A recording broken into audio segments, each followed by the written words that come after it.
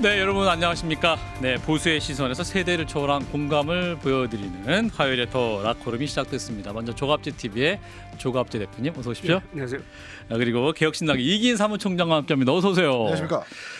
2025년이 이제 거의 끝을 향해 가고 있습니다. 그러니까요. 시간 정말 빠릅니다. 올 한 해 마무리하면서 어떤 소회가 드시는지 조 대표님은 한 해가 길었다. 되게 짧은 것 같아요. 그러니까 이 사건이 많으면 시간이 빨라요. 그렇습니다. 예. 정말. 그런데 처음과 끝이 거의 같은 것 같아요. 처음과 끝이 같다. 예, 그 상황이 정권은 바뀌었지만은 아하. 정치판은 변하지 않고 네, 역시 오늘 이야기도 주로 사건 사고 이야기할 거고 그렇죠. 여기서 밝은 걸 찾아내야 되는 시점인데. 변한 게 없는 것 같다는 말씀. 예. 우리 사무총장께서도 저는 참 죄송한 한 해였다. 사과하세요. 사과드립니다. 뭐가 죄송하세요? 국민의힘이 갖지 못한 책임감을 저희는 책임감을 갖습니다. 윤석열 대통령을 한때 선거운동을 했었던 구성원과 일원으로서 예. 그런 윤석열 대통령을 처음부터 알아내서 사전에 막지 못하고 저희는 뭐 최선을 다해가지고 바른 목소리를 냈지만 그래도 그렇게 계엄까지 이르는 과정에서 분명히 뭔가 정치권 구성원 모두의 책임감이 있다고 저는 생각을 하기 때문에 참 죄송한 한 해가 아닐 수 없습니다. 예. 자, 그러면 또 올해 마지막 더 락코름 화요일에 더 락코름을 시작해 보겠습니다. 자, 그러면 이 얘기부터 짚어보겠습니다. 자, 오늘 오후에 국민의힘 당무감사위원회가 당원 게시판 사건과 관련해서 발표를 했는데요. 문제 계정들이 한 전 대표 가족 5명의 명의와 동일하다. 그 전체 게시글의 87.6%가 단 2개의 IP에서 작성된 여론조작 정황이 확인됐다. 이렇게 이제 밝혔습니다. 자, 이 부분 어떻게 봐야 될까요? 파장 어디까지 갈 것이냐? 근데 여론 조작이 뭔지 모르겠는데 예. 이건 지금 그 당무감사위원장이라는 분이 이호선 교수인데 예. 이분이 지금 경찰 조사를 받고 있죠. 음. 당원 실명을 공개를 했다고 해가지고 그리고 이거는 당시 가을이죠. 작년 가을에 쓴 걸 가지고 지금 시비를 하는데 예. 그 글 내용이 문제겠죠. 그죠? 그렇죠. 게시판에서 익명으로 무슨 글을 쓰든지 그건 자유입니다. 또 그거는 당원이니까 그 신분이 보호돼야 되는데 다만 글 내용이 공익을 해친 글을 쓰면 안 되죠. 그런데 그 내용을 감아보니까 주로 김건희, 윤석열 두 사람 비판하는 것 아닙니까? 예. 오히려 김건희, 윤석열을 결사옹위하는 그런 글을 썼다면 그건 난 문제가 된다고 봅니다. 예. 지금 내란 혐의를 받고 있는 윤석열 당시 대통령을 여당 대표가 판단을 잘못해가지고 끝까지 옹호를 하다가 계엄에 이르게 했다. 그런 글이라고 하면 그건 처벌 받아야 되겠죠. 예. 그런데 그런 글이 아니잖아요. 그 1년 지나가 보니까 사실상 그런 글을 올려도 되는 상황이었다. 아니 그런 글이 이게 더구나 이게 이제 그걸 조사하고 있는 당무감사위원회가 이 코미디적 조직인데 감사위원장이라는 사람이 계엄 찬성하고 부정선거 음모론 펴는 교수 아닙니까? 그렇죠. 더구나 법대 교수라고요. 법대 교수가 이렇게 해도 됩니까? 저는 국민대학이 참 아주 너그러운 대학인 것 같아요. 그러니까 이 지금 당무 감사니 뭐니 하는 것은 세상 돌아가는 것도 안 맞고 법도 안 맞고 사례도 안 맞고 그런데 또 타이밍을 잘 잡아가지고 지금 이해훈 전 의원 탈당이 재범, 아니라 이걸 재명. 뭐라고 해야 됩니까? 저 투항 사건인데 투항 이해훈 사건. 투항 사건을 맞아가지고 이걸 가지고 지금 언론 플레이를 하고 있는데 이러다가는 결국 장동혁 대표 체제가 이 붕괴되지 않을까 하는 그런 생각이 듭니다. 장동혁 이런 식으로 대표 하면은 체제 붕괴까지 이어질 수 있는 사안이다. 우리 이기인 사무총장. 저는 이 지금 결과를 보고 있거든요. 네. 그러니까 IP 하나로 5개의 아이디를 돌려서 1079건의 게시글을 쓰고 두 번째 IP는 또 사용 아이디 5개를 돌리면서 349건의 글을 썼다는 건데 이제 한동훈 대표를 비판하는 사람들은 그 게시글을 본인들이 써놓고 그게 여론인 것 같다면서 조작을 했다라는 그런 주장인데 결론을 보면 뭐라고 써 있냐면 디지털 패턴 분석을 통해서 한동훈 대표에게도 적어도 관리 책임이 있음을 확인하였음이에요. 한동훈 대표가 직접 썼다는 것은 소명하지 못했습니다. 그러면 지금까지 한동훈 대표가 직접 쓴 거 아니냐라고 하면서 의혹을 제기했던 이른바 장동혁 대표와 함께하는 분들의 주장은 조금은 어긋나 버리게 된 거거든요. 오히려 이 당무감사 결과를 통해서 관리 책임을 지금 지우겠다라는 건데 이걸 가지고 뭔가 강하게 징계할 수는 없는 겁니다. 끝까지 한동훈 대표에 대한 한동훈 대표가 직접 자작글을 썼다라는 것은 밝히지 못했기 때문에 오히려 이 당무감사 결과가 한동훈 대표에게 불리하지 않게 작용할 것 같다. 좀 그렇게 생각을 하고 그럼에도 불구하고 어쨌든 가족 명의의 글이 발견됐으니까 한동훈 대표도 적어도 최소한의 입장 표명은 필요하겠다는 말씀을 드리고 싶습니다. 예, 일단 다섯 명의 명의가 이제 가족 명의다. 그리고 주로 쓰여진 게 한 약 88%가 두 개의 IP에서 했다는 건 같은 집에서 썼다. 같은 아이디나. 그건 모르죠. 예, 그건 모르다. 모르죠. IP가 두 개긴 한데 네. 그게 핸드폰 IP로 잡힐 수도 있고 아하. 집에 컴퓨터 IP로 잡힐 수도 있고 전문가시군요. 제가 왜냐하면 탈영병을 그렇게 잡았기 때문에 그렇게 IP를 추적해가지고 탈영병을 DP. 체포하는 그런 식으로 하는데 이 두 개 IP가 유동성 IP인지 집에서 쓰는 건지 아직은 모릅니다. 그렇군요. 경찰 수사의 결과 아니기 때문에 이 정도만 아마 이 마무리 지은 거 결론 지은 것 같아요. 그 이제 관리 책임이라고 명시를 했단 말이죠. 그러니까요. 이분들이. 관리 책임. 그러니까 뭔가 좀 책임을 묻겠다는 의지는 있는 거죠. 근데 무슨 관리를 하죠? 그러니까 가족 관리, 남이 가족 글 쓰는 관리. 걸 관리를 합니까? 근데 이렇게 되면 네. 대표뿐만 아니라 이 당원 게시판을 관리할 당직자까지 책임을 물어야 되는 게 훨씬 더 자연스러워지는 거거든요. 근데 한동훈 대표에게만 관리 책임이 있다라고 하는 것이 조금 제가 볼 땐 제가 한동훈 대표라면 이 당무감사 결과를 받아들고 이거 불리하지 않겠다라는 생각이 들 것 같아요. 아, 네. 그렇군요. 사실 오히려 더 직면을 해가지고 직접 대응하는 게 더 낫지 않겠냐 뭐 이런 말씀도 하시는 것 같은데 자 일단 여기까지 하고 자 이혜훈 후보자 얘기로 넘어가 보도록 하겠습니다. 오늘 이제 이분이 기획예산처장을 후보자로 올라왔습니다. 오늘 이틀째를 맞았는데 지명후에 파장이 굉장히 큰 상황이고 무엇보다 내란 옹호 전력이 있다 보니까 과연 현 정부와 정체성이 맞는 것이냐 이런 논란이 있긴 합니다. 자 일단 해당 발언에 사과를 했는데요. 영상을 보고 이어갑니다. 엄동설안의 내란 극복을 위해 애쓰신 모든 분들께 머리 숙여 사과드리기 위해서 오늘 이 자리에 섰습니다. 내란은 헌정사에 있어서는 안 될 분명히 잘못된 일입니다. 내란은 민주주의를 파괴하는 불법적 행위입니다. 그러나 당신은 제가 실체를 제대로 파악하지 못했습니다. 정당에 속해 정치를 하면서 당파성에 매몰되어 사안의 본질과 국가 공동체가 처한 위기의 실체를 놓쳤음을 오늘 솔직하게 고백합니다. 예, 자 이혜훈 후보자의 오늘 출근길 발언이었습니다. 어제는 이제 경제 전문가임을 드러내고자 하는 출근길 발언이었고 오늘은 이제 사과를 했는데 자 당파성은 매몰돼 사안의 본질을 놓쳤다. 사실관계를 실체를 제대로 파악 못했다. 어떻게 들으셨습니까? 그러면 기획예산처 장관 자격이 없는 거죠. 그리고 이거는 네. 자기 인격에 대한 전면적 부정입니다. 지난 1년 동안 얼마나 거칠게 민주당을 공격했습니까? 오히려 민주당을 내란 세력이라고 했잖아요. 예. 그랬던 사람이 자리를 앞에 두고 갑자기 180도로 바뀌었는데 실체를 파악하지 못했다면 판단 능력이 없다는 거고 실체를 파악하지 못할 정도로 무슨 사건이 우리가 안 보이는 데서 일어났습니까? 예. 그러면은 실체를 파악하지 못했다. 그러면 그런 식으로 앞으로 경제 정책을 펴고 예산을 편성을 할 때 어떻게 그걸 믿을 수가 있겠습니까? 예. 이 정도의 정보력과 이 정도의 판단력을 가진 사람이 어떻게 공직을 맡을 수 있느냐 이겁니다. 그런데 좀 뭘까 좀 이번 사안에서 핵심은 이혜훈이란 인물이 한국 경제 행정에서 꼭 필요한 필수적인 인재냐 아니냐죠. 예. 그런 인재라면은 욕을 먹더라도 그 자리에 앉히는 게 맞습니다. 예. 그 사람이 빠지면 안 된다든지 뭐 아인슈타인 같은 사람이 있어가지고 핵폭탄 개발을 하는데 꼭 써야 되겠다고 할 정도의 능력을 가진 사람이 아니라면은 예.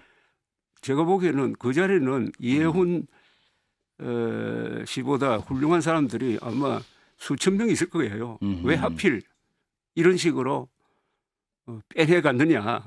또 본인은 왜 이런 식으로 보는 사람들하고 하여금 비참하게 만드느냐 하는 그런 생각을 갖게 합니다. 좀 안쓰럽지 않습니까? 이 안쓰럽다. 보는 장면이 예. 우리 국민들 전체가. 예.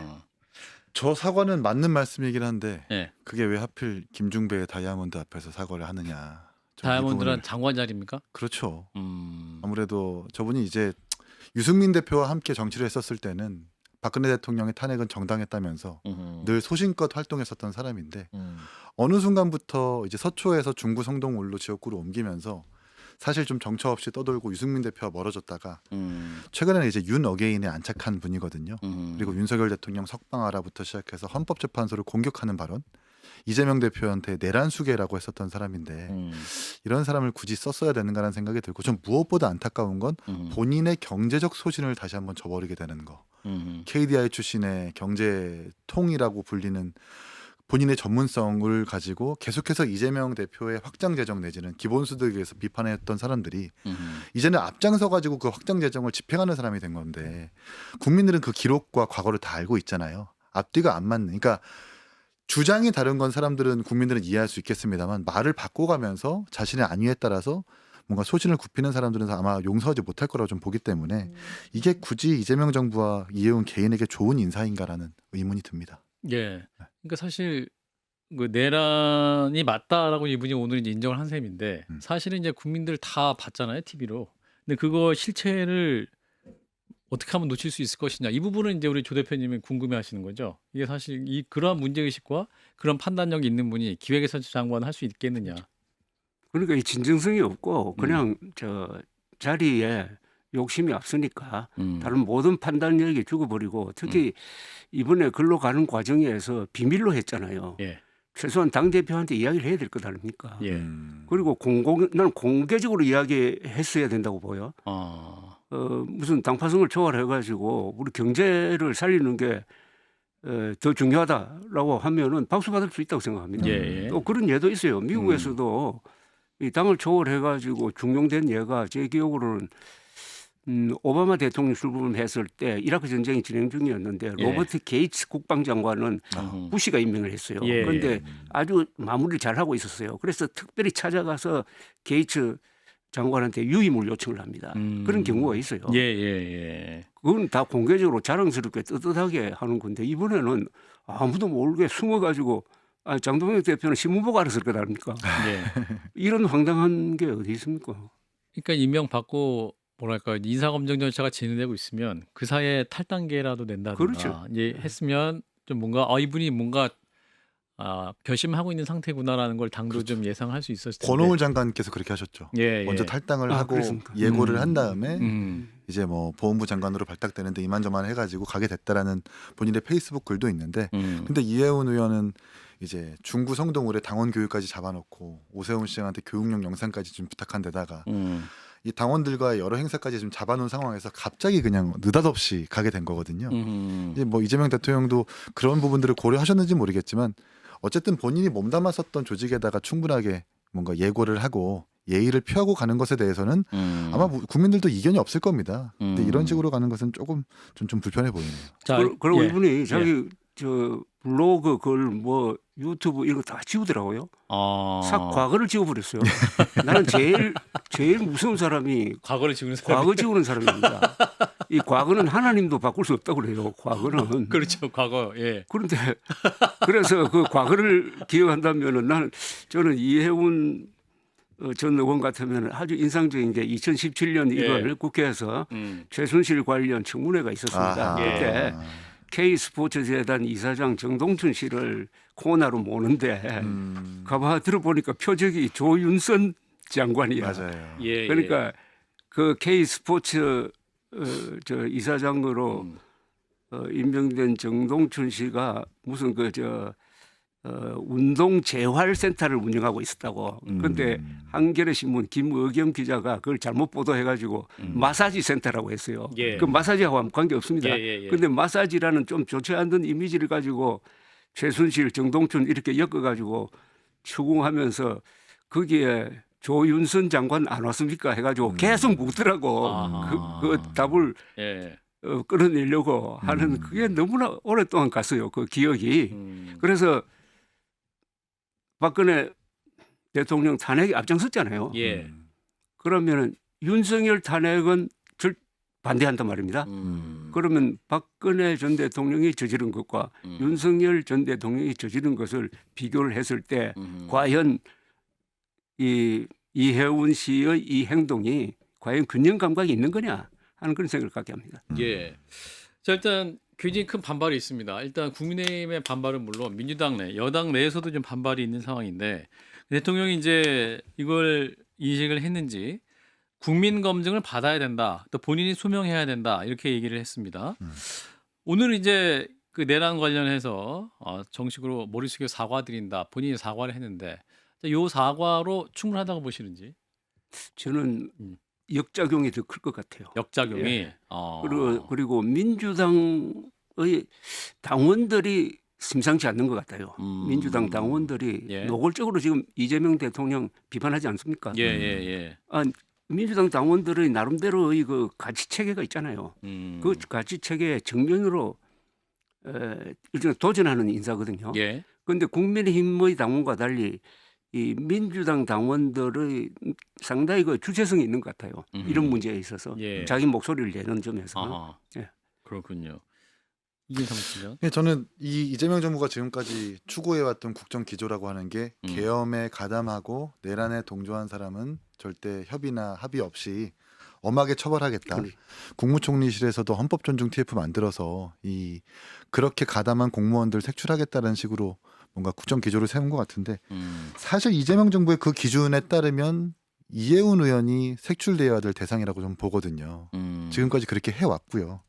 근데 단지 그냥 탕평 인사 내지는 그런 능력만 보고 그렇게 인사를 쓰는 게 맞냐라는 전 일단 질문이 먼저 들고요. 예. 옳지 않죠. 옳지 않습니다. 원칙 없는 탕평 인사는 그거는 그냥 원칙 없는 포용이라고 평가될 수 있기 때문에 이 청문회를 넘을 수 있을지도 모르겠고 또 이것뿐만 그러니까 계엄과 내란을 말바꾼 것에 대해서도 뿐만 아니라 이분이 의원 활동을 할 때 보좌진과의 관계가 썩 좋지 않은 걸로 알고 있어요. 그리고 뭐 조원진 의원 같은 경우에도 지금 여러 인터뷰에서 또 민주당 모 인사도 방송 나와가지고 이 보좌진과의 이 갈등이 매우 심했던 사람으로 알고 있다라고 지금 계속해서 증언이 나오고 있고 예. 취재를 돌려보니까 뭐 녹취까지 확보됐다는 얘기가 있습니다. 지금 막 김병기 대표의 원내대표 사태와 맞물려 가지고 보좌진과의 갈등에 대해서 여론이 민감한 상황인데 그런 것들까지 청문회에서 만약에 드러나게 된다면 이 정부에서 좀 부담을 느끼지 않을까라고 좀 예측을 해봅니다. 이해운 후보자 사실 이제 경제 전문가로서 정부의 확장 재정 정책에 대해서 반대론자였죠. 사실 이재명 대통령의 어떤 재정 기조와는 좀 반대되는 부분이 있지 않겠느냐. 그래서 엇박자 논란도 있을 거다 이런 말씀 많이 하시는데 그래서 이해운 후보자는 이제 제가 드릴 말씀 많지만 따로 날 잡겠다 뭐 이렇게 얘기를 했단 말이죠. 이 청문회 때 중요한 이슈가 될까 아니면 그 전에도 뭐랄까 좀 논쟁거리가 될 수 있을까요? 지금 정책 가지고 하기에는 예. 아직 또 무슨 이분의 정책이 나온 것도 없고 하니까 아하. 그것보다는 계속 이 신념을 바꾼 거 이 문제인데 예. 지금 이 김민석 총리 주재로 지금 상당히 심혈을 기울여서 하고 있는 게 각 정부 부처의 내란 청산 TF 활동 아닙니까? 맞습니다. 예. 내란 청산 TF 활동의 논리적 근거가 이번에 무너져 버린 거죠. 기획 예산처에도 아마 TF가 만들어질 것 같은데 야하. 그 TF를 지도해야 될 사람이 상관이 이해운 온다. 장관이다. 그럼 이해운 장관부터 먼저 조사를 해야 된다는 이런 게 되니까 나는 굉장히 큰 게 하나 무너진 것 같아요. 내란 몰이를 해가지고 내년 지방선거에서 뭘 해보려고 그랬는데 한편 이게 그러면 국민의힘 지금 장동혁 대표한테 도움이 되느냐 이건 또 아니라고 봅니다. 그렇죠. 아 그런가요? 네. 아니 장동혁이 이해운 아닙니까? 윤석열이잖아요. 그렇습니다. 예. 똑같은 노선에 예, 있었던 예. 사람 아닙니까? 예, 예. 넓게 보면은 장동혁계예요. 윤의계인계인데 예. 그러니까 윤의계인계의 행태는 이렇게 갈 수밖에 없다 하는 것을 저는 보여준다고 생각합니다. 윤의계인 세력이 지금까지 한 거는 이재명 정권의 방패 역할 아닙니까? 이재명 정권이 잘못하는 거 있어도 그래도 윤의계인보다는 낫지 해가지고 국민들이 지지율을 계속 20%로 묶어놓고 있잖아요. 그 사람이 저렇게 되니까 역시 끝까지 윤의계인 세력은 행동하는 결과만 본다면은 이재명 민주당 정권을 도와주는 걸 해요. 그거는 필연적이거든요. 예. 이념이나 전략이 잘못되어 버리면은 열심히 하면 할수록 남을 상대를 도와주는 겁니다. 그 역할을 하는 거 아닙니까? 그러니까 우리가 황교안이다, 우리가 윤석열이다, 우리가 이혜원이었다 이렇게 되는 거 아닙니까? 사실 지금 또 추가적인 보수 엑소더스가 있지 않겠느냐. 이를테면 조경태 의원의 해수부 장관설 또 있고 본인에게 직접 기자들이 질문하니까 아니 공식 제안 받은 거 없죠. 30 본인도 들었지만 공식 제안 받은 건 없다. 본인은 이제 당의 재건을 위한 역할을 하겠다라고 말씀하시는데 그 톤이 좀 약간은 적극적이지 않아가지고 그렇죠. 만약에 그 애매합니다. 대통령의 임명 의지가 강한 게 확인이 되면 왠지 이분도 해수부 장관에 입각할 가능성도 있지 않겠냐 이렇게 보시는 분도 있는데 조 대표님 혹시 어떻게 보고 계시는지. 그거는 파장이 클 거라고 생각해요. 만약에 조근태 장관이 조경태. 된다면 예. 우선 그분은 우선 지역구가 단단하고 예, 부산에서 아주 예. 저 깨끗한 분으로 알려져 있고 예. 또 원래 저쪽에서 이쪽으로 온 분이 원래 민주당 의원이었죠. 예. 또 지금 육선이 아닙니까? 맞습니다. 육선이죠. 예, 예. 최영우. 그러니까 해수부 장관 하면은 뭔가 딱 맞는 것 같아. 그 자리가.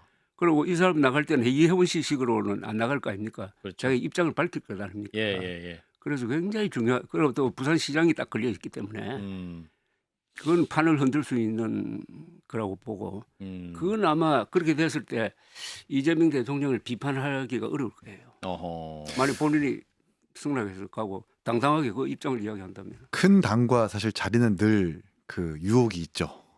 이 개혁신당도 저희 함께 정치하는 분들이 항상 큰 당을 갈까 말까 하는 유혹을 많이 유혹이- 느끼십니까? 그럼요. 어. 그런데 그 유혹을 뿌리칠 수 있는 배경은 사실 국민의힘 지도부에 있다고 봐요. 지금 벌써 이혜훈 의원 나가니까 배신자 얘기부터 해서 동질성을 강화하자라는 칙을 자꾸 좀 기조를 바꿔가고 있어요. 그래서 같은 이념, 같은 생각을 가진 사람들 더 많이 키워야 된다라는 식으로 지금 당을 운영하겠다는 예고를 하고 있는데 예. 그게 아니거든요. 그게 아니잖아요. 이준석 대표 때도 다양한 생각을 가진 사람들이 있었지만 그런 사람들의 생각과 어떤 추구하는 가치를 강요하지는 않았습니다. 존중하면서 더 명확한 비전과 정책적 대안을 제시하면서 그런 사람들을 설득해 나가는 게 전 그렇지. 정당의 어떤 본질이자 존재의 이유라고 보는데 지금은 그냥 너는 생각 다르니까 나가. 우리와 함께 할 수 없으면 그냥 넌 상대편 진영으로 가. 그런 당신은 배신자야. 라고 하는 게 자꾸 스스로 좀 고립하게 되는 꼴이기 때문에 어쨌든 이런 제안은 안 들어왔지만 조경태 의원에게 그런 제안이 들어온다면 국민의힘의 지도부가 어떻게 하는지에 따라서 결정할 것이다 라고 예상을 해봅니다. 예. 홍준표 전 시장 총리설도 나온다. 근데 원래 이 설은 그 하와이 있을 때부터 좀 있었지 않았어요? 그렇죠. 사실 그전에 뭐 기억해 통화도 볼까? 했다고 통화도 하고. 했다 뭐 이게 얘기 있었는데 예. 사실은 뭔가 이 지방선거를 앞두고 국민의힘이 흔들릴 수 있는 외부적으로도 흔들릴 수 있는 요소도 있고 지금 그렇죠. 내부적으로 흔들릴 수 있는 요소도 있고 굉장히 악재가 많네요. 국민의힘은. 그렇죠. 그렇죠. 근데 너무 주객이 전도가 돼버리면 예. 또 이재명 대통령을 위해서 열심히 선거운동했었던 민주당 내부 인사들에 대한 반란이 있을 수 있기 때문에 그 사이길을 잘 타셔야 되는 거고 예. 이제는 이혜훈 의원 영입했으니까 한동안은 아마 영입은 없을 거다. 이재명 정부에서 그렇죠. 그렇죠. 너무 아마 흔들릴 거예요. 이혜훈 의원 인사를 두고도 지금 민주당 내부에서 이견이 나오잖아요. 예. 여기서 또 다시 한번 뭐 상대편 진영에서 이 뭔가 발탁 인사를 하면 내부 반발이 좀 이제 가시적으로 커질 겁니다. 근데 이게 잘못하면은 장동혁 선장이 모으는 국민의힘이 침몰하는 배처럼 돼버려요. 침몰하는 배에서 뛰어내리는 사람 막 한 사람 두 사람 생기는 그런 모습 아닙니까? 이혜훈 씨가 뛰어내렸는데 만약 조경태 의원까지 움직인다면은 많은 사람들이 국민의힘은 그야말로 그 거구 컬트 그룹이 장악을 했으니까 맨정신 가진 사람들은 다 뛰어내리는구나 이런 식으로 갈지도 모릅니다. 예. 그런데 또 하나 이 중앙 언론에서는 그냥 좀 가볍게 넘던데 추경호 지금 전 원내대표가 대구시장 출마를 선언을 했어요. 예. 이거 상당히 나는 앞으로 문제가 될 거로 보여요. 어떤 문제가 있을까요? 내란 중요 임무 종사자 혐의로 재판에 넘어간 사람 기소가 아닙니까? 됐죠. 예. 이런 분이 대구 시장으로 나온다. 그럼 다른 사람들은 대구 사람들은 어떻게 볼까요? 그러니까 대구 사람들은 또 추경호 씨를 어떻게 볼까요? 또 이걸 허용할 수 있느냐는 거예요. 국민의힘이 당무감사위원회라는 게 뭐 요새 활약이 많던데 당무감사위원회가 여기에 대해서 입장 정해야 되는 거 아닙니까? 이건 너무나 큰 사건 아닙니까? 예. 내란 중요 임무 종사자로 재판에 넘어간 사람을 공천 배제 한다. 안 한다고 한다면은 그건 뭐 내란당이란 이야기가 되는 거 아닙니까? 아, 중요한 딜레마가 그러니까요. 장도혁 대표는 어떤 선택할까요? 공천을 주겠죠. 아마도. 아직 거기 안에서 당내에서 싸움을 해야 되긴 하는데. 그래도 뭐 존재감이라는 게 있는 예, 거고요. 예. 그리고 추경호 대표가 차지하고 있었던 그 직위에 대한 무게감도 분명히 있을 거고 지금까지 그렇게 장동혁 대표 지도부와 다른 목소리를 낸 분이 아니기 때문에 공천을 아마 줄 가능성이 높은데 근데 지금 집이 불타고 있잖아요. 국민의힘이 지금 불타고 있고 예. 지지율도 한없이 내려가고 있고 좋은 평가를 못 받고 있지 않습니까? 여기서 국민의힘의 텃밭인 대구에서 시장을 출마하겠다라고 하는 건 집이 불타고 있는데 나만 살겠다라는 거밖에 좀 안 보여지거든요. 아 본인도 저 출마에 변해서 마치 이 선거에 나온 게 이 재판을 통해서 자기가 이기는데 도움이 되는 것을 바라는 식으로 이야기를 썼더라고. 재판과 연결시켜 가지고 그렇게 하면 안 되잖아요. 그렇죠. 예. 예. 자, 한 질문만 하고 다음 이슈로 넘어갈 텐데. 자, 이혜훈 후보자 최종 임명될 가능성이 높다고 보십니까? 아니면 낙마할 가능성도 있다고 보십니까? 조 대표님, 직감적으로. 저는 50대 50. 아, 50대 50. 네. 임명을 할 수도 있다. 50대 50. 전 결국 임명 강행할 거다. 그래요. 만약에 이게 청문회에서 한번 꺾이면 음. 이재명 정부에게 피해로 돌아올 것 같아요. 아, 그래요? 용감하게 손을 내밀었는데 끝까지 책임지지 못하고 그러니까 물론 뭐 민주당 내에서 어떻게 이렇게 반응할지는 모르겠지만 어쨌든 대통령실의 인사에 대해서 공감하지 않겠습니까? 이재명 정부 취임 초기이고 예. 여기서 낙마하는 첫 인사가 된다면 그것도 정권의 리스크가 될 수 있기 때문에 일단은 임명 강행시키자라는 것이 아마 기조일 텐데 아까도 예고했지만 또 다른 뭔가 실체의 의혹이나 논란들이 가시적으로 나온다면 그건 또 모르겠다. 인사청문회 과정에서 새로운 폭로가 나오냐 안 나오냐 그게 변수겠죠. 예, 또 폭로가 나오면 또 그 어떤 내용의 폭로일 것이냐 이 부분도 중요한 포인트가 될 것 같습니다. 자, 다음 이슈로 넘어가죠. 자, 민주당 얘기인데요. 자, 김병기 전 원내대표, 전 원내대표가 됐습니다. 오늘 오전에 이제 이분이 사퇴를 했는데요. 영상 보고 이어가겠습니다. 국민의 상식과 눈높이에 한참 미치지 못한 처신이 있었고 그 책임은 전적으로 제 부족함에 있습니다. 진심으로 죄송합니다. 연일 계속되는 의혹 제기의 한복판에 서 있는 한 제가 민주당과 이재명 정부의 걸림돌이 될 수밖에 없을 것입니다. 하여 저는 오늘 민주당 원내대표직에서 물러납니다. 이 결정은 제 책임을 회피하고 덜어내는 것이 아니라 시시비비를 가린 후 더 큰 책임을 감당하겠다는 저의 의지입니다. 예, 자, 김병기 원내대표 오늘 아침에 이제 사퇴를 선언한 그런 내용입니다. 자, 일단 뭐 기자회견은 아니고 원내대책회의 자리에서 사과 입장을 낸 것인데 사실 또 오늘까지 이제 이 원내대책회의 자리에서 이제 설명할 거라고 했기 때문에 사실은 사퇴 안 할 거라는 관측도 많았었거든요. 맞아요. 근데 결국 사퇴를 했단 말이죠. 그 그러니까요. 이유는 MBC 보도? 그게 결정적인 것 같은데 예. 어쨌든 최소한 당과 정부에 부담을 안 주겠다라는 뜻이 좀 가장 좀 굵직하게 느껴졌고요. 예. 그런 의미에서 뭐 장경태 의원이라든지 최민희 의원 뭐 축의금 논란 때와는 달리 어쨌든 진영에 피해를 안 주겠다라는 그런 뜻이 있는 것 같아서 전 뭐 상당히 평가할 부분이 있는 것 같습니다. 그리고 가장 결정적인 것은 아무래도 어저께 그 단독 보도가 나왔었던 강선우 의원과의 그 녹취록인 것 같고 예. 이것뿐만 아니라 이제 보좌진과의 그 추가 보도들이 지금 예고되어 있다고 해요. 들어보니까 예. 원대직을 사퇴했지만 그 6명의 보좌진들은 그 의혹 제기를 멈추지 않을 거다라는 말씀들과 취재 내용이 있더라고요. 예. 그런 것들이 아마 부담으로 작용을 해서 이런 결정을 하지 않았나라는 생각이 들고요. 입장문에서 좀 아쉬운 것은 그래도 본인이 기용하고 고용한 보좌진들인데 그 해당 보좌진들에 대해서 일말의 책임감을 느낀다든지 이런 갈등에 대해서 좀 사과한다, 송구하다라는 뭔가 사과문을 좀 넣었다면 조금 더 그 진정성을 평가받을 수 있지 않았을까라는 아쉬움이 있습니다. 예, 조 대표님. 저는 다른 사건과 특별히 좀 다른 게 보좌진과 왜 이렇게 척이 졌느냐 하는 거죠. 한 사람의 보좌도 아니잖아요. 예, 보좌도 그렇죠. 보좌하는 사람도 아니고 여러 사람인 것 같은데 이 김병기 전 원내대표는 국정원 직원 출신인데 맞습니다. 예. 인사 담당이었죠. 그렇죠. 국정원 예. 직원이 저런 식으로 갑질을 하지는 않는데 오히려 공사를 가장 엄격하게 구분하는 사람들인데 이 보좌진들이 자신들을 마치 모성처럼 부린다고 그렇게 생각한 건 아닌가.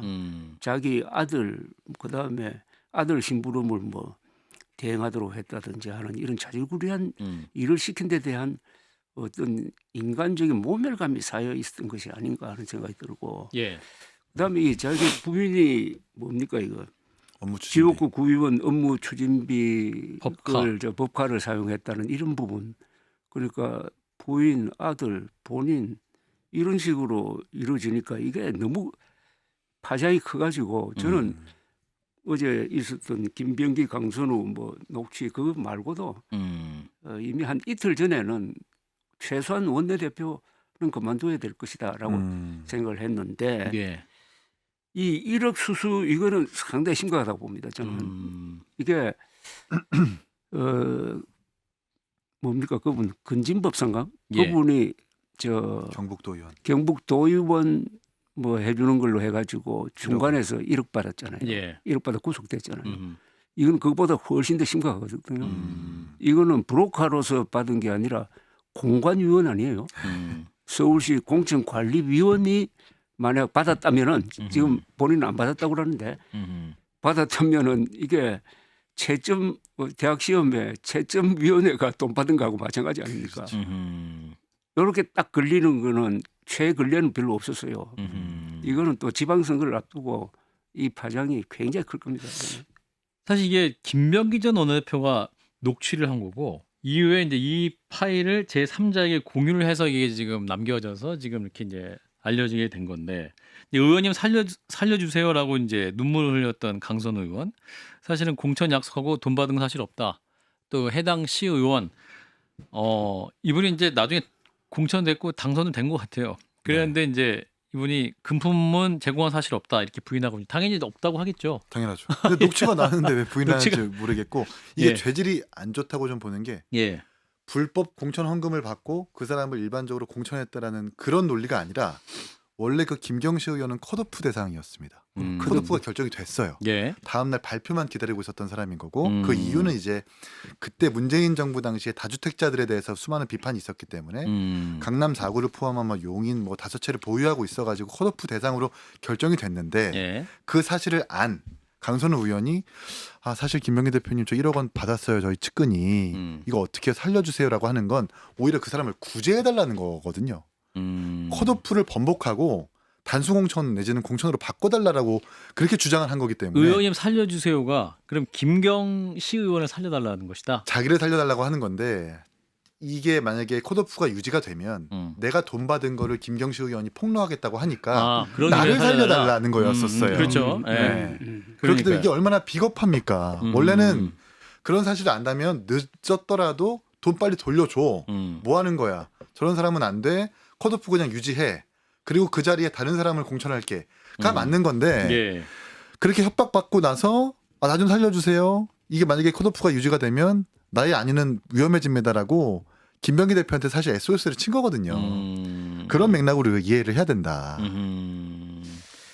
자, 그럼 이거 어떻게 됩니까? 이제 해당 당사자들은 다 의혹을 부인하고 있는 상황이란데 이게 수사 단계까지 갈 수 있을 것이냐? 어떻게 보십니까? 수사를 해야죠. 당장 본인들은 혐의를 부인하고 있고 예. 당장 방금 우리 조 대표님 말씀하셨지만 건진법사의 경북도 의원 1억 공천 헌금 수수 그것도 압수수색 해가지고 이런저런 증거를 확보한 걸로 알고 있거든요. 예. 그리고 이 김경시 의원이 이 돈으로 문제가 된 게 이번 한 번이 아닙니다. 지난번 그 진종호 의원이 의혹적이 했었던 특정 종교인들 3,000명 대신 당비 대납하게 해가지고 뭐 김민석 총리 경선에서 도움을 주게 하겠다라고 하는 그분이거든요. 이런 사람은 빨리 수사해야죠. 근데 지금 이렇게 수사 안 하고 그냥 세워라 내워라 늘어지면 증거 인멸 내지는 말을 맞출 수 있는 거고 일단 1억 원의 행방이 지금 묘연하지 않습니까? 그 1억 원을 보관했다고 하는 사무국장도 본인은 모르는 일이다라고 지금 부인하고 있는 만큼 빨리 강제 수사 이거 해야 된다. 지금 강선호 의원은 자기는 안 받았다는 이 말이죠. 그렇죠. 예. 그러니까 자신의 보좌관에게 1억을 보내왔다. 이 사실을 돌려줬다는 거 아닙니까? 돌려줬다라고 지시했다. 하도록 지시했다는 거예요. 근데 이제 지시를 받은 그 사무국장은 난 그런 일 없다. 받은 적도 없다라고 지금 말이 안 맞는 상황이죠. 네. 그렇군요. 그래서 이제 정청래 대표가 윤리감찰단 지시를 했는데 조사를 지시를 했는데 일단 김병기 전 원내대표는 빠졌고 강선호 의원에 대해서는 조사를 지시한 상황인데 일단 정청래 대표의 이 대처는 어떻게 판단하시는지 주 대표님. 저 정청래 대표가 그럴 수밖에 없는 게 예. 이게 한 개인의 문제가 아니고 공천관리위원회라는 당 조직의 문제거든요. 어떻게 보면 당의 문제라고. 이게. 예. 그리고 가장 중요하고 엄정하게 해야 될 공천 과정에서 돈거래가 있었다는 게 예. 거의 뭐 물증 비슷하게 이렇게 지금 드러난 녹취로 지금 보완이 된 거니까. 이 사안은 음. 아주 심각하다고 봅니다. 음. 지금 뭐 갑질 뭐 이런 게 문제가 아니라 아하. 이건 어차피 수사를 할 수밖에 없을 것이고 불법이죠, 수사도 아주 사실은. 예. 쉽게 이루어질 것 같아요. 아하. 그 1억 행방을 추적하면 바로 예. 나오는데 예. 그다음에 여기서 끝난 거냐 그다음에 또 그 윗선이 있느냐 없느냐로 해가지고 이게 수사가 오래 가면은 선거판에도 영향을 줄 것 같아요. 이 부정선거 이게 부정선거 아닙니까? 말하자면 부정 입학에 준하는 예. 부정선거거든요. 이거는. 그렇군요. 그런데 가만 생각해 보면은 예. 이게 한 건일까 하는 그런 생각을 할 겁니다. 우리 국민들이 이 지방선거 공천 과정에 대해서 많은 사람들이 좀 잘 모르기도 하고 네. 특히 그 국회의원과 해당 그 지역구에 해당 있는 지역구 의원이라든지 구청장이나 이런 관계에 대해서 좀 국민들이 이제 이 사건을 통해서 알게 되지 않을까, 즉 수사를 통해서 알게 되지 않을까 그런 생각이 듭니다. 제가 기초의원 출신이고 광역의원 출신이니까 예. 그러니까 이제 이런 사건에 대해서 우리가 논평하는 것도 좋지만 제도적으로 뭔가 빨리 정비를 해야 되는 건 맞는 것 같아요. 국회의원들이 지방광역의원에 대한 공천권을 너무 크게 가지고 있어요. 그렇죠. 해당 지역구에 대해서. 네. 그렇죠. 그러니까 이제 후보의 경쟁력 내지는 국민들이 평가해가지고 공천을 하게 하는 그런 사람들이 선거에 나오게 하는 그런 제도가 아니라 나에게 도움이 되는 재정적으로 뒷받침될 수 있는 조직력을 뭔가 이게 동원할 수 있는 그런 정도로 후보를 공천하고 그런 사람들을 선거에 내세우니까 이 악순환이 되풀이 되는 것 같아요. 그러니까 이걸 가지고 여야가 그냥 싸울 게 아니라 정치자금법 내지는 공천 이 문제에 있어서 지방광역의회에 대한 공천권을 어디까지 내려놔야 되는지 국민들에게 어떤 식으로 오픈 프라이머리 해야 되는지를 논의하는 장도 열렸으면 좋겠다는 게 제 개인적인 그러니까 이 모든 문제가 이준석 대표가 오랫동안 제기했던 정당 민주주의 아닙니까? 그죠? 예. 정당 민주주의 핵심인 공천권이란 말이 사실은 안 맞는 말인데 이걸 어떻게 제도화할 거냐는데 그런데 이게 전망이 뭐 밟지 못하잖아요. 계속 이런 식으로 가는 거 아닙니까? 대통령 중심제 하에서는. 아무튼 뭐 지방선거를 앞두고 이 이슈는 굉장히 커질 가능성이 매우 많아 보이고.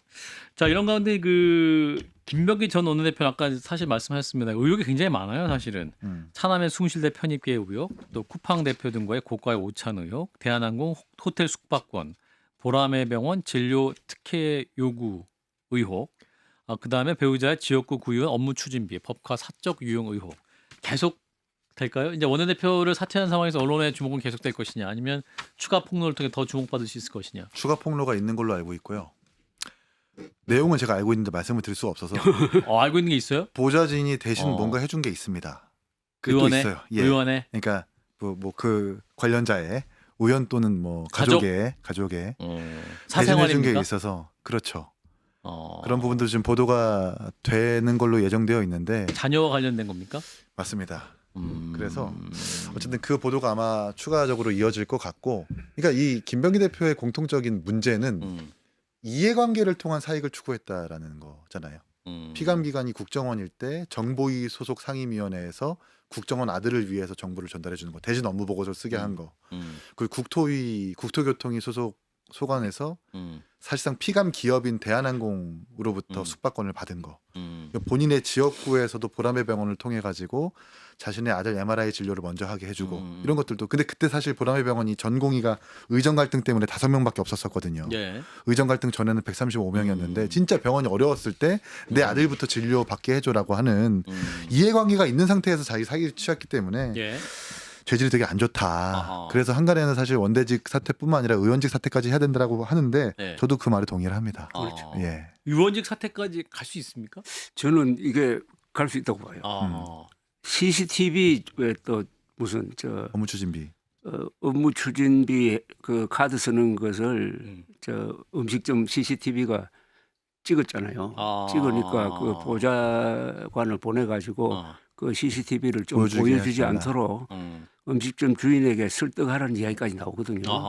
야, 이건 증거 인멸 중에서는 이건 아주 그 국정 출신이라서 그런지 모르지만은 너무 고단수로. 아니 너무 세부적인 데까지 신경을 쓰대. 예. 그러니까요. 그렇군요. 앞으로 그 파장은 뭐 새해에 와도 이 김병기 전 원내대표 관련해서는 뉴스 계속 나올 것이다라는 전망까지 해주셨습니다. 자, 박종현 판승부 2025년 마지막 더 락호룸을 함께하고 계시는데 우리 이기인 사무총장이 일단 락호룸을 일단 떠납니다. 떠나신다고요? 그렇습니다. 예. 너무 감사했고 부족한 논평이었음에도 불구하고 잘 들어서 너무 감사드리고 예. 무엇보다 우리 조 대표님과 함께 방송할 수 있어서 영광이었고 예. 제가 늘 저녁 퇴근길마다 저의 그 차 안 속 그 소리를 가득 풍성하게 해주시는 박재홍 앵커님의 사회에 정말 감사에 마지 않으며 예. 언제든 불러주시면 네. 불이 나게 달려오겠다 아하. 라는 약속을 드립니다. 자, 우리도 조갑재 세대를 대표님께서 초월해서 예. 한다는 이야기는 예. 저 같은 사람이 젊은 사람들로부터 많이 배운다는 뜻입니다. 그게 진짜 많이 배웠어요. 그러셨습니까? 네, 그러고 저렇게 스마트하고 점잖게 이야기를 하고 젠틀하고 스마트하고 예, 젠틀과 스마트가 함께하기 어렵거든요. 그러니까 꼭 숙연해지고 우리 부끄러워집니다. 예. 우리 정치권에서 또 유권자가 키워야 될 분이라고 생각합니다. 야. 아마 대성할 겁니다. 대성하실 예정입니까? 저 의견이 아니라 저 주변에서 그러더라고요. 야, 그렇군요. 야, 이긴 사무총장님 덕분에 저희 또 화요일에 더 락커룸이 많이 번창했었다. 아닙니다. 감사의 말씀을 드리고 또 다른 방송 코너에서 또 인터뷰로 또 모시도록 하겠습니다. 감사합니다. 예. 자, 그러면 박종현 판승부 오늘 더 락커룸은 여기까지입니다. 두 분 고맙습니다. 감사합니다. 고맙습니다.